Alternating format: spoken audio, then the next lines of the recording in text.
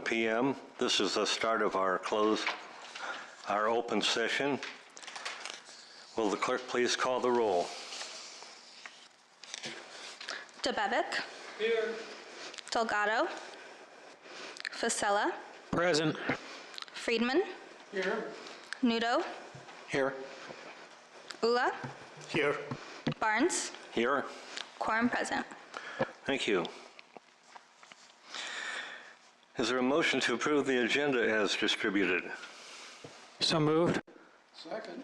It's been moved and seconded. All in favor? Aye. Opposed? Motion carries.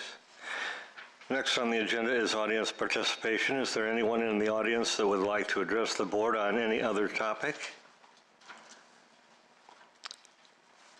Hearing none, we're going to move on to the next agenda item. Is there a motion to approve the Champaign-Urbana Mass Transit District board meeting minutes from January 29th, 2025, open session? So moved. Second. It's been moved and seconded. All in favor? Aye. Opposed? Motion carries. Next, we'll move on to communications. Are there any communications from the board?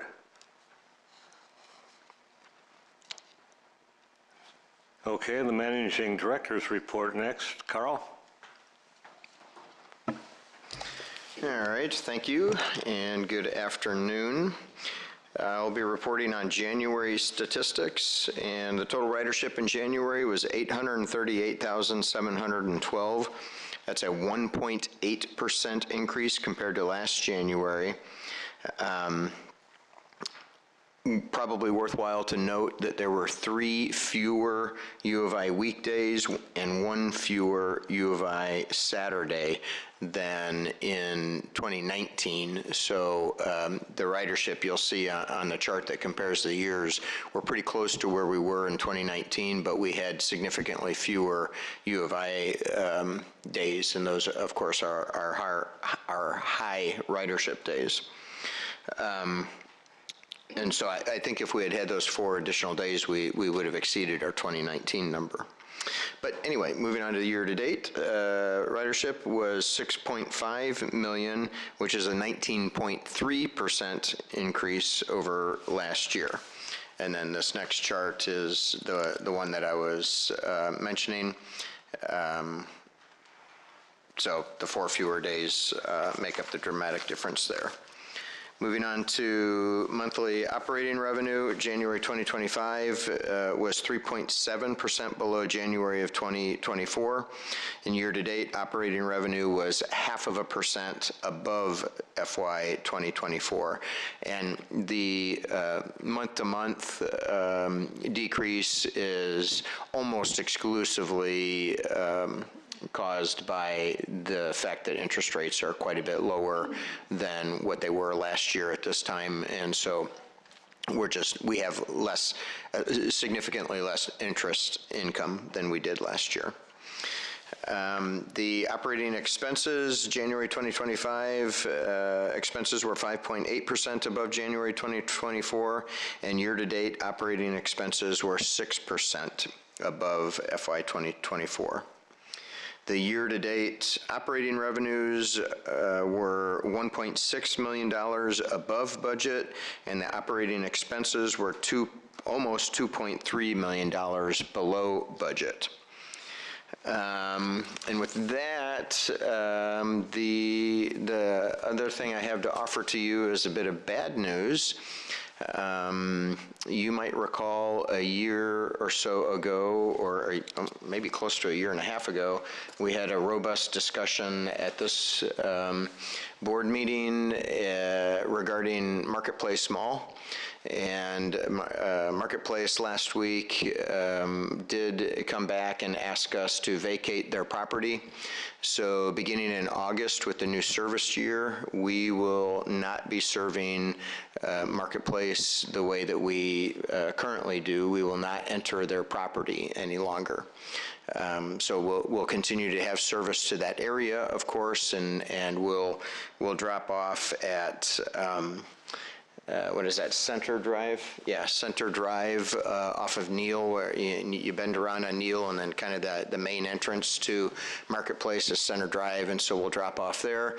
but Marketplace small employees and customers will have to walk from Neal Street to the facility, which we think is a shame, but it's their property, and so they get to decide whether we enter it or not.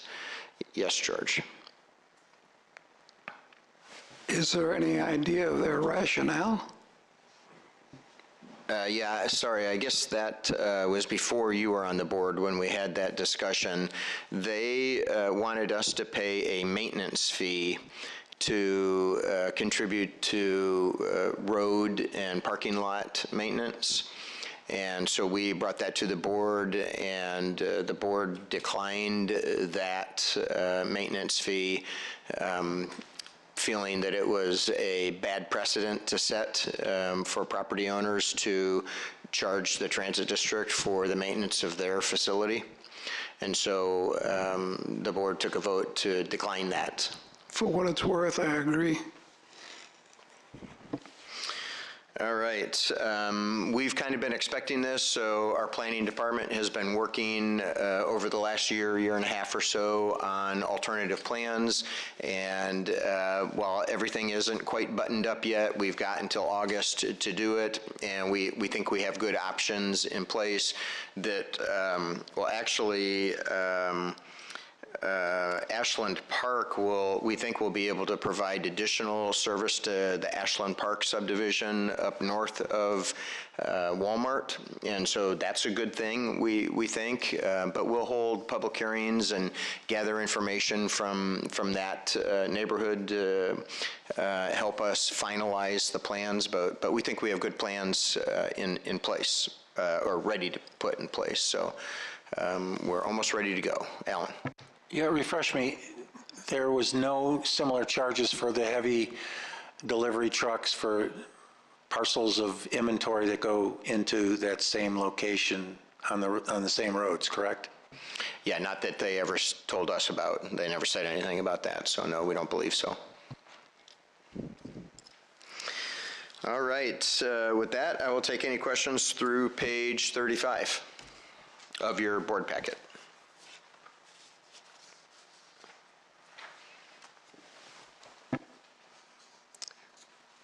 Apparently not. Anything further, Carl? Next is our Disadvantaged Business Enterprise, our DBE program presentation. Looks like Ashley will be giving that presentation.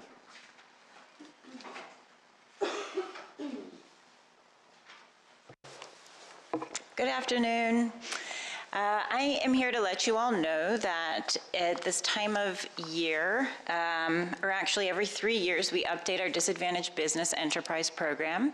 So this is a federal initiative that started in the 1980s to help encourage small business growth, to make sure that federal dollars are evenly distributed throughout the community and encourage small business development. So the MTD required DBE program includes a document that's just called the DBE program, which outlines all of the federal regulations that apply to it. So that was updated this month. It reflects a recent federal update to the program that was released in April 2024, which made some minor changes to the program. It formalized some COVID-era flexibilities in terms of virtual visits. It reduced some reporting requirements for smaller transit agencies. MTD is not included. Our reporting requirements stay pretty much the same that they were. It also clarified some DBE performance plans for design-build contracts specifically. Those are the main changes that were made, so those are reflected in the new MTD DBE program. In addition, the DBE goal has been updated for fiscal years 25 through 27. That goal is 1.84% in our federally funded contracts. That's down from 4% from the previous 3-year period. And the reason for the decrease, or such a significant decrease, is that in the previous period, MTD staff had considered Illinois terminal expansion construction as part of that 3-year plan. But as we know, that's been delayed, and so that project hasn't taken off yet. And so that full construction isn't included in our next 3-year period, the FY '25 through '27, but we are including the Illinois Terminal Expansion architectural and engineering contract as part of that period that will be subject to the 1.84% goal. And lastly, because of these updates, then we'll be emailing the board a summary of the updates as well as links to the DBE website. That's part of the MTD website. We'll also be informing MTD staff of the updates as well as any other DBE partners in and around the community that would be interested in these updates. Are there any questions about that?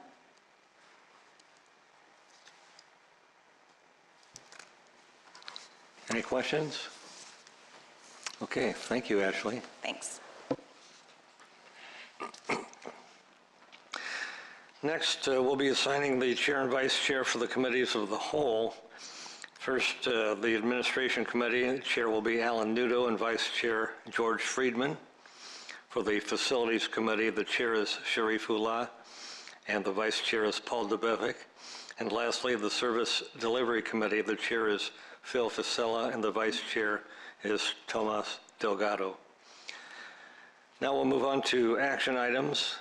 The first action item is the approval of the MTD Board of Trustees regular meeting schedule for calendar year 2025. You'll find it on page 36 of your board packet. Is there a motion to approve the MTD Board of Trustees regular meeting schedule for calendar year 2025? So moved. Seconded. Been moved and seconded. Will the clerk please call the roll? Debevic. Aye. Vasella. Aye. Friedman. Aye.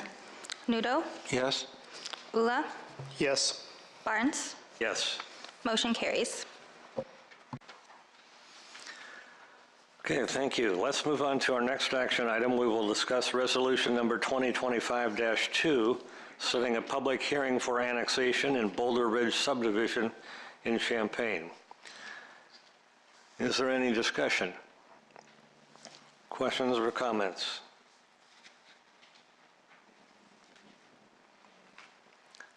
If not, will the clerk please call the roll?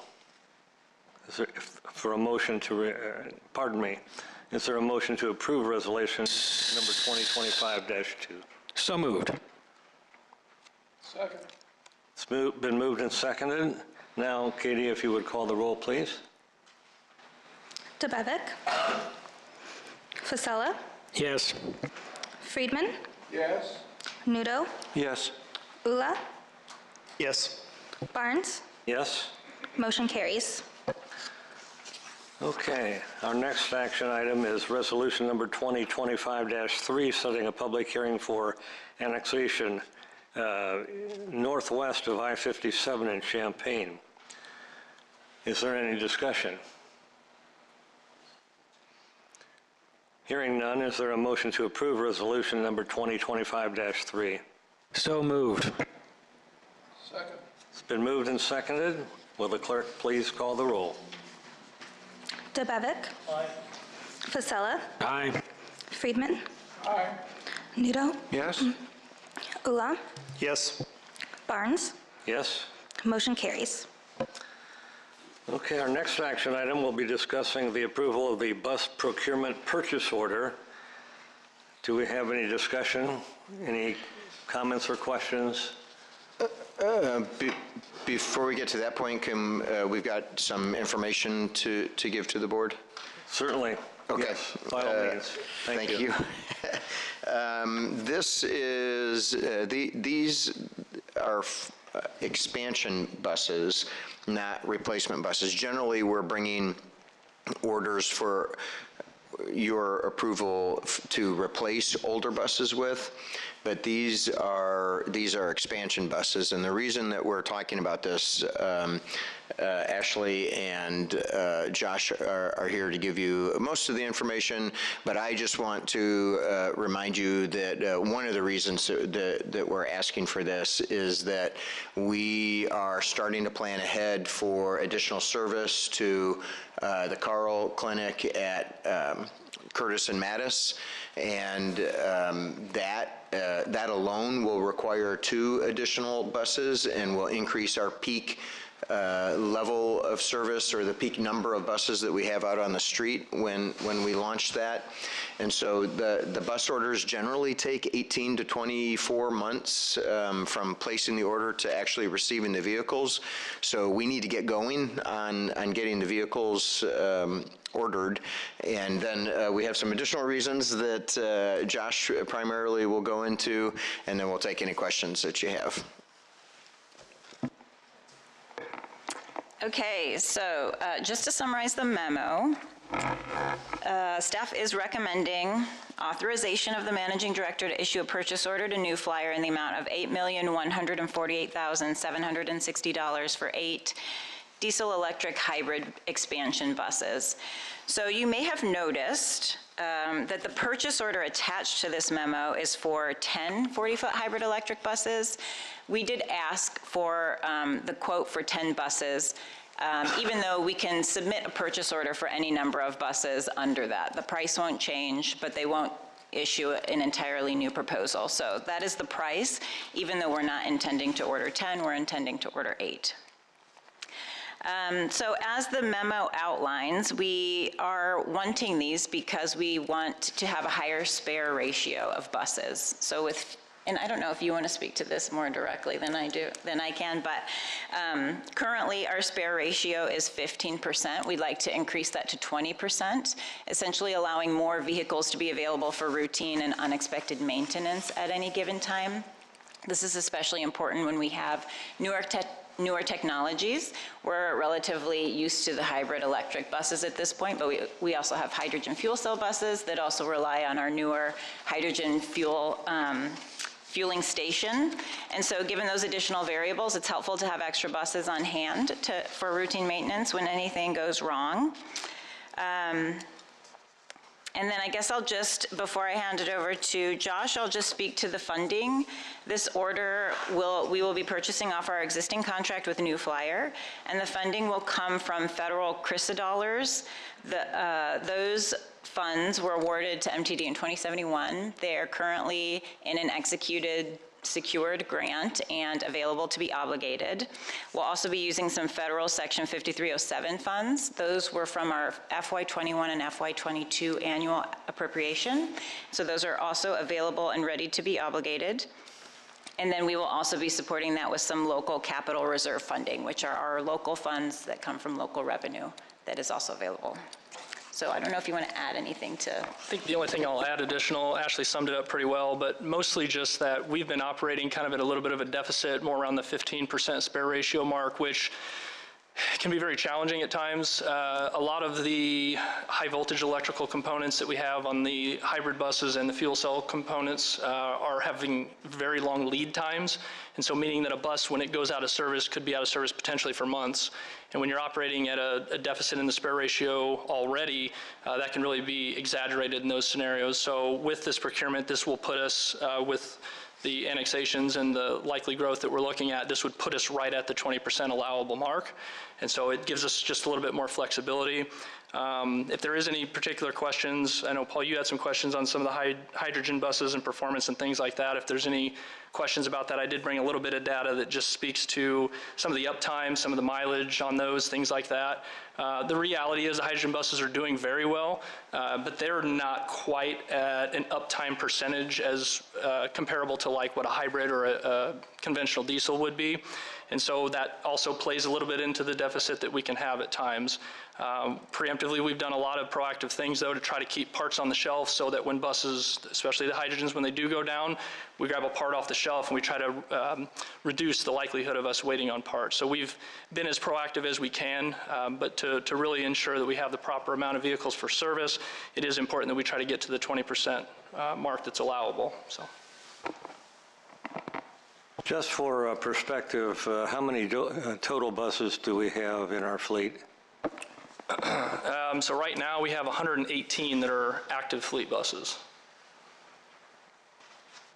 Questions or comments? I would be curious, we've talked a little bit here and there about reliability on the hybrids. I mean, I think it'd be good for the public to be aware that we got a substantial amount of grant funding for these because we are sort of the pilot department. We did not pay a whole lot out of pocket for the hydrogen thing. And some of that was we're pioneering this technology, especially in this area. So, and I think overall, like you said, they have been performing remarkably well. The station's been performing pretty well. We're working out kinks, and I think it's going to get even better.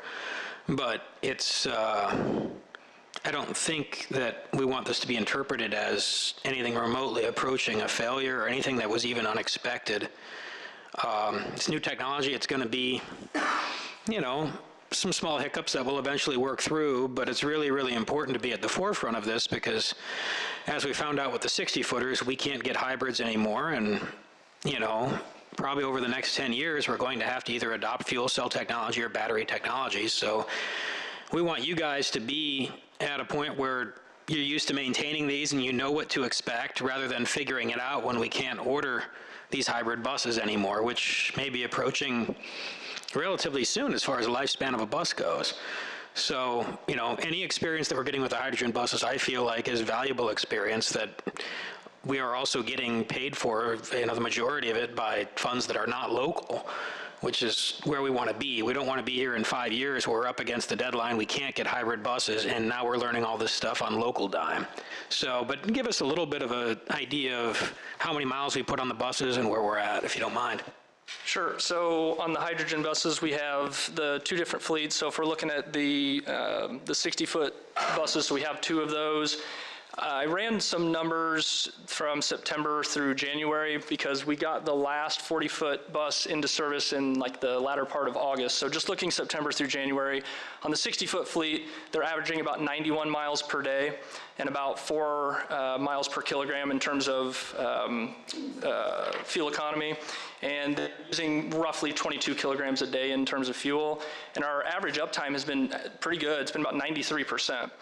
If you're looking at the 40-foot buses, we have 10 of those in total. Average mileage daily has been around 104 miles per day. Miles per kilograms, a little over 7, about 7.1. And the average uptime has been about 73% on that fleet. And generally speaking, we're fueling about 15 kilograms per day on those buses. And I will say on that 73%, that number really could and probably should be a little higher. What you notice if you look at all 10 buses individually, you'll find that there's a few that were down for parts, and they were down for long periods of time. Well, that drags that average down significantly.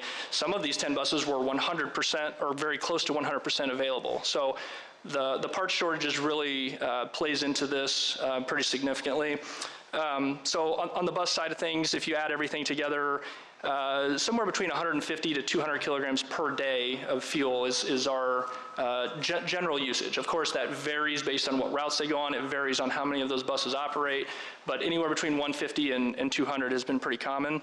The production station hasn't done quite as well. We have encountered a couple issues with it that have created some longer term delays. But overall, we've seen an uptime around 60-ish%. So there has been some delays there, a couple anomalies that happened that I would forecast looking at calendar year 2025 to see that increase pretty dramatically. But you have to remember when we're looking at, you know, the bus spare ratios and increasing the fleet, when that hydrogen station does go down, that does ground those 12 buses.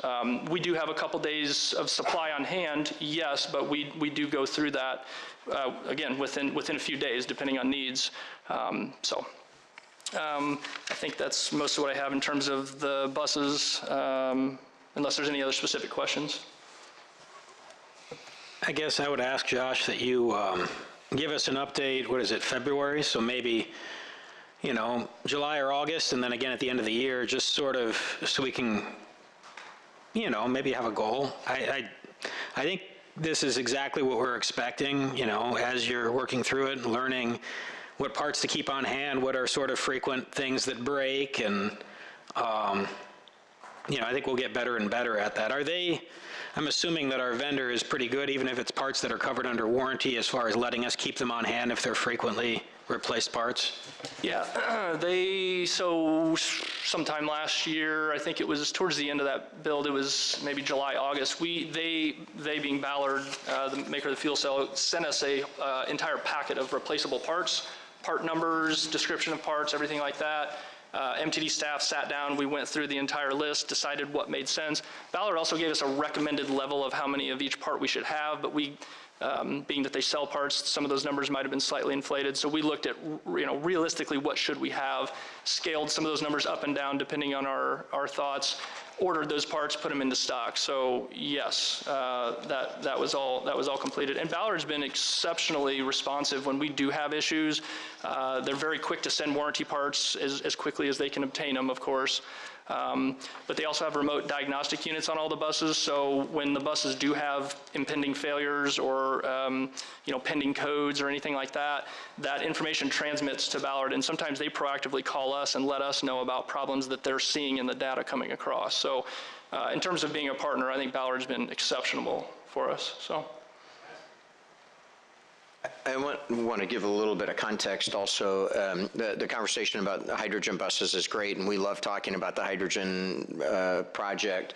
These are hybrid buses that we're ordering, and the context I want to give is the station that we currently have does not have the capacity to take on 8 additional hydrogen buses. And so we are, this order is non-hydrogen so that we can immediately incorporate them into the fleet.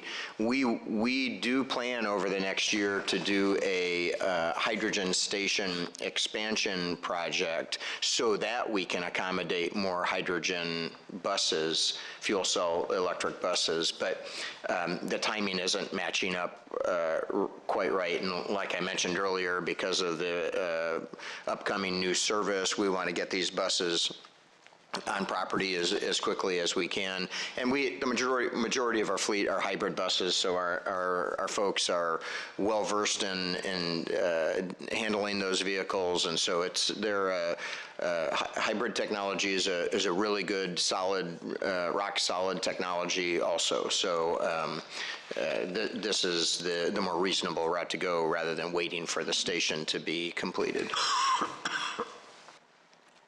And I guess I would say with 60-something% uptime, we're not ready to, don't want to speak for the whole board, but we're not ready just yet to jump on more hydrogen. But as those metrics get better, it could definitely make sense. Well, Phil, the station expansion should help that because the station produces hydrogen now.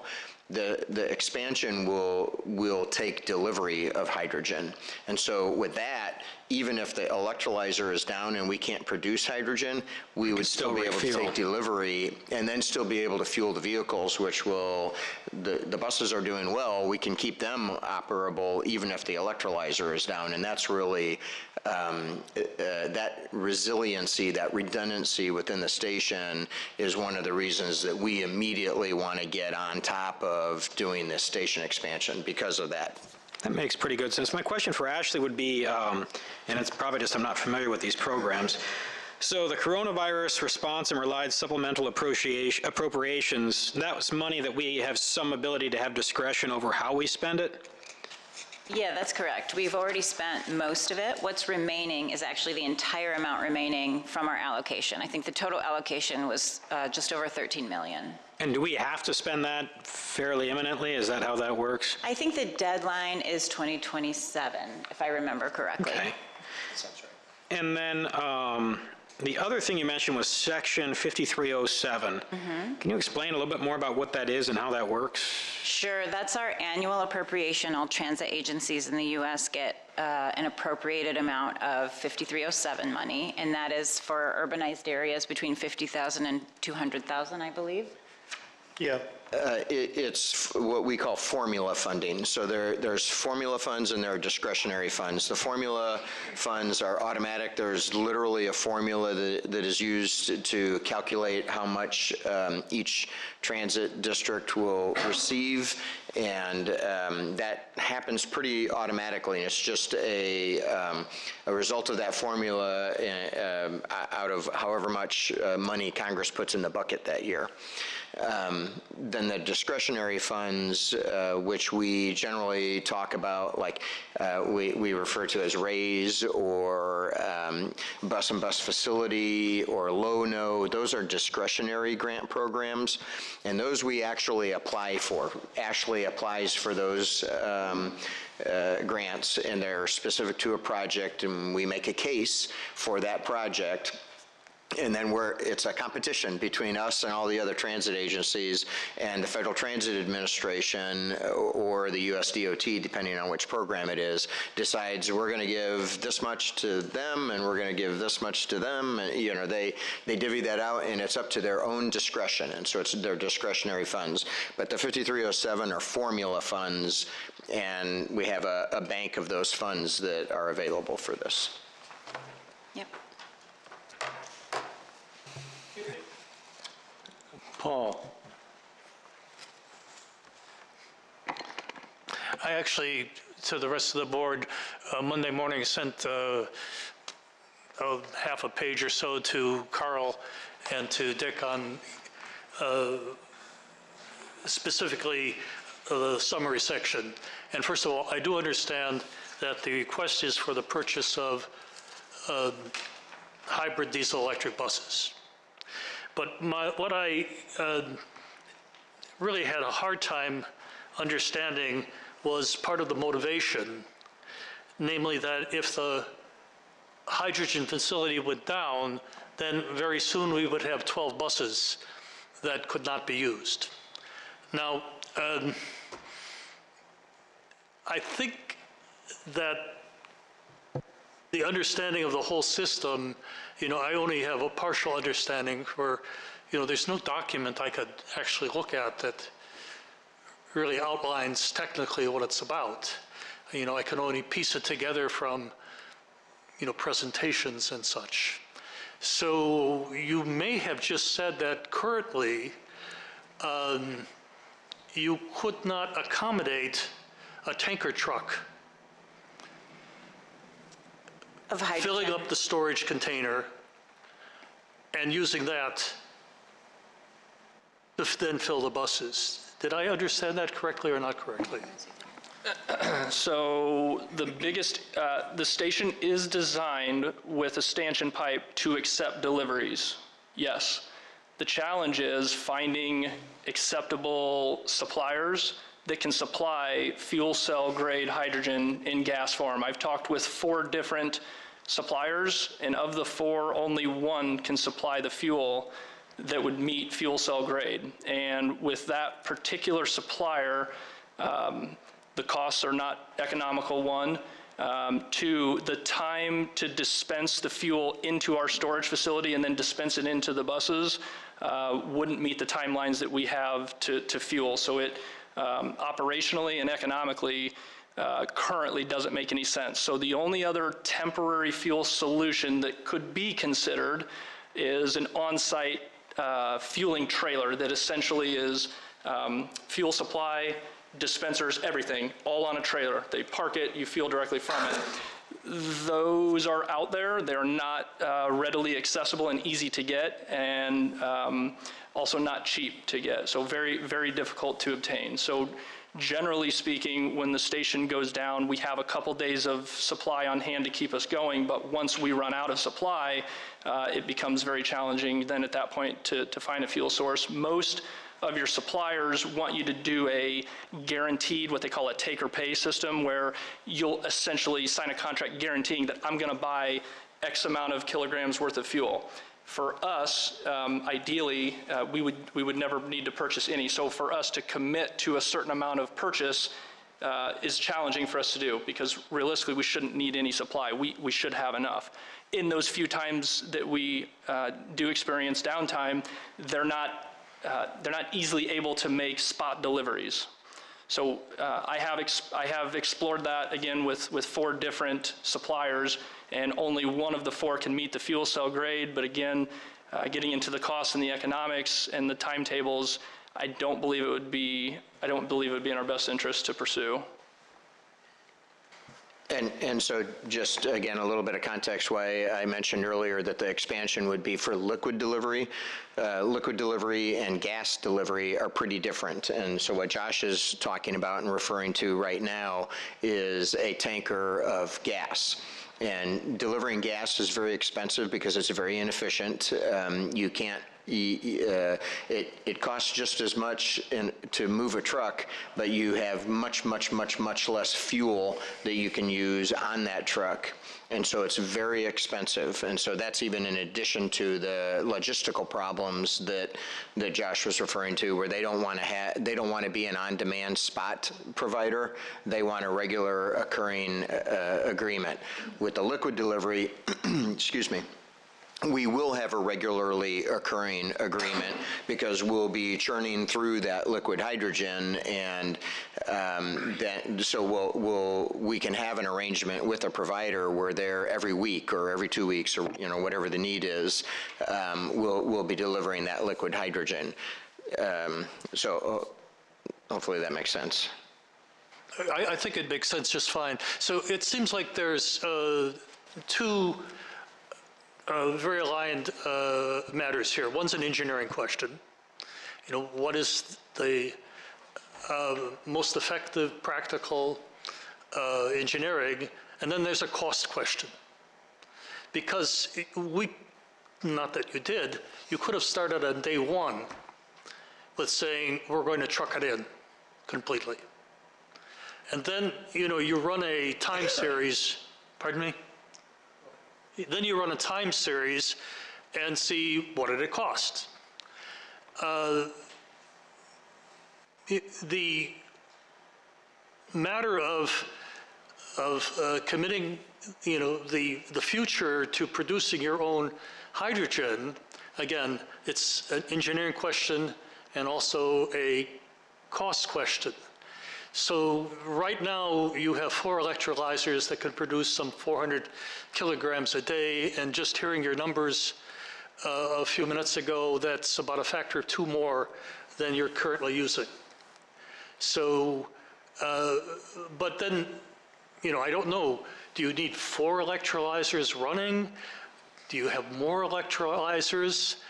I'm certainly not going to help you design the system. Basically, I'd just like to understand what's going on here. And you'll agree with me that there's an engineering side and there's a cost side. And as the matter of the spares,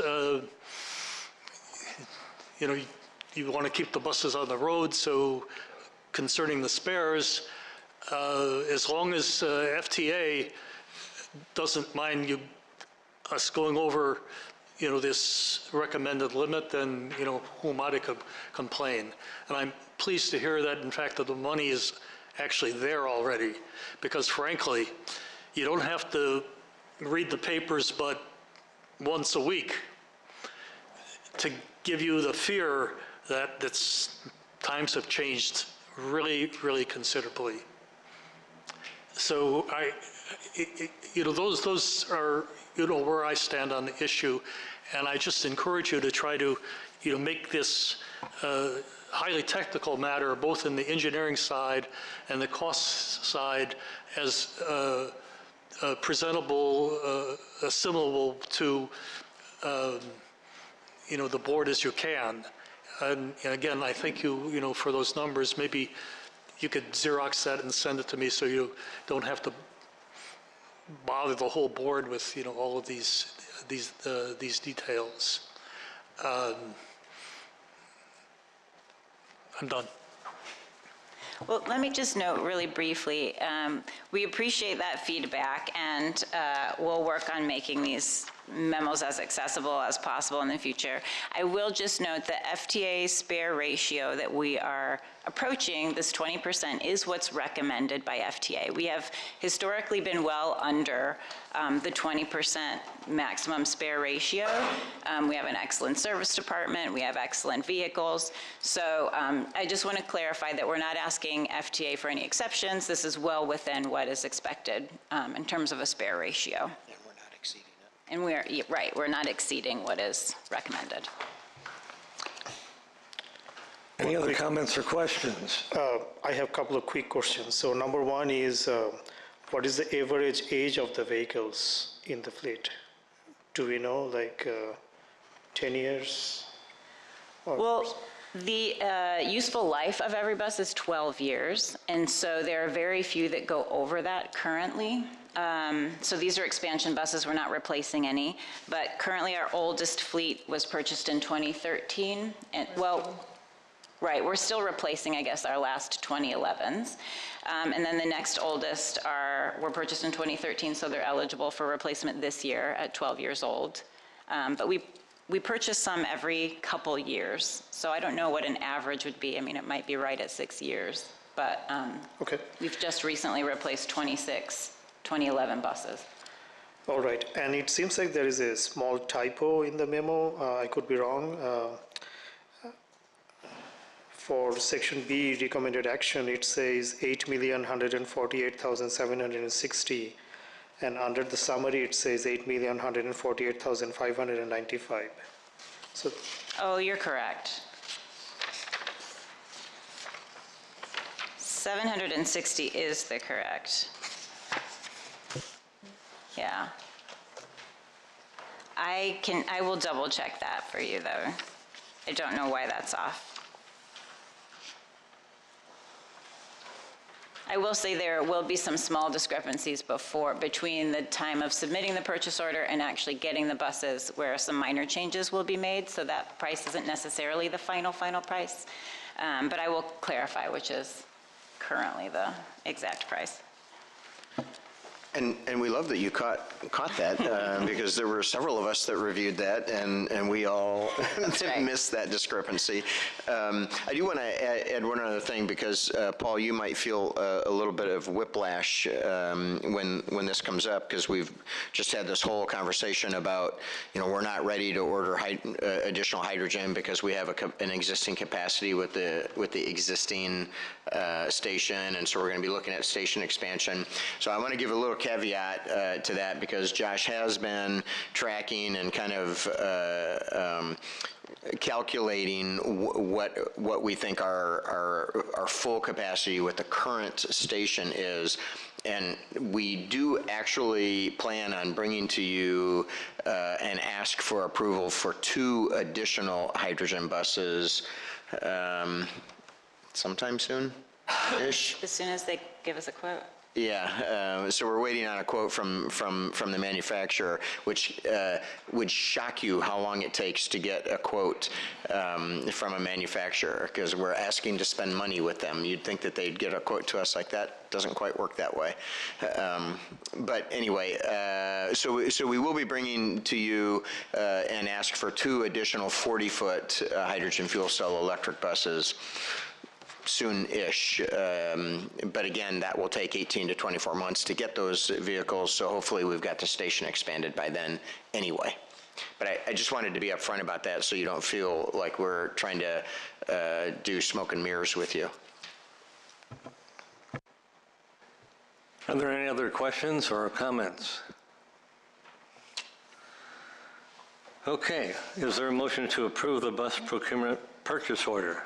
so moved. Second? I thought I heard 2 voices. That's fine. Okay, it has been moved and seconded. Will the clerk please call the roll? DeBevick. Aye. Fasella. Aye. Friedman. Aye. Nudo. Yes. Ula. Yes. Barnes. Yes. Motion carries. Okay, our final action item is to consider the update to the harassment policy. Carl?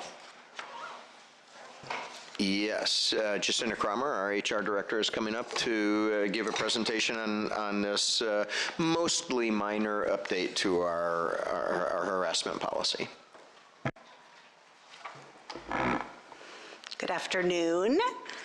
I'm Jacinda Cromer, the HR director.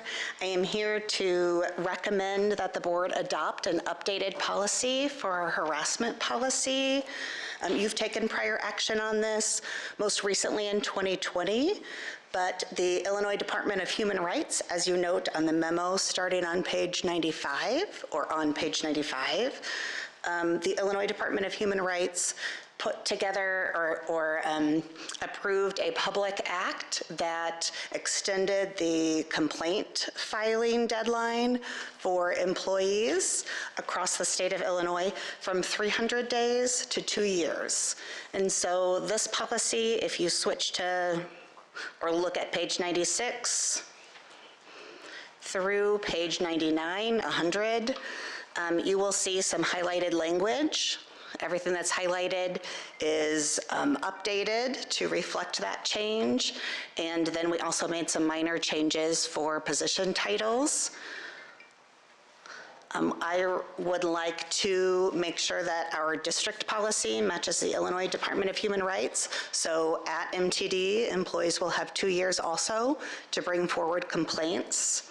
And then I just updated the IDHR language as well. So those are the minor changes that I'm putting forward, and I just am ready to take any questions that you have. Otherwise, I ask that you approve the policy change. The yellow highlights are the changes. The highlights are the changes. Everything else remains the same.